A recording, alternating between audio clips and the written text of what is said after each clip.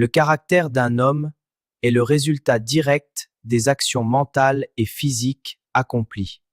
La somme des samskaras est la force qui donne à l'homme sa prochaine direction après la mort. Le corps tombe, mais les samskaras restent attachés au mental qui ne se dissout pas immédiatement. Plus le matériau du mental est fin, plus il persiste, bien qu'ils doivent aussi se dissoudre un jour.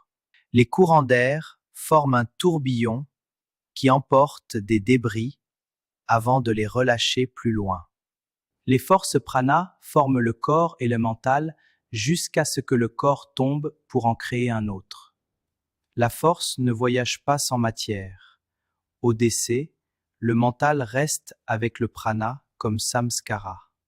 Quand le mental se brise sans laisser de samskara, nous sommes enfin libres de tout esclavage. D'ici là, l'Atman est couvert par le tourbillon du mental et imagine qu'il se déplace. Quand le tourbillon s'arrête, l'Atman découvre qu'il est omniprésent et peut manifester tout corps. Cette liberté est le but vers lequel nous tendons, poussés par les coups de nos propres actions. L'esprit humain est comme une balle frappée dans la pièce du monde par les forces environnantes.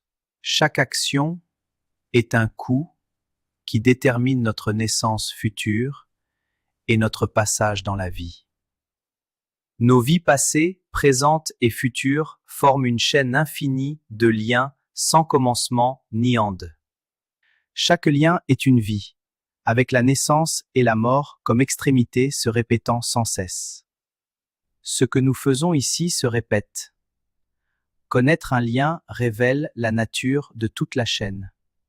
Nous sommes dans ce monde par nos propres actions passées et nous en sortirons par les présentes.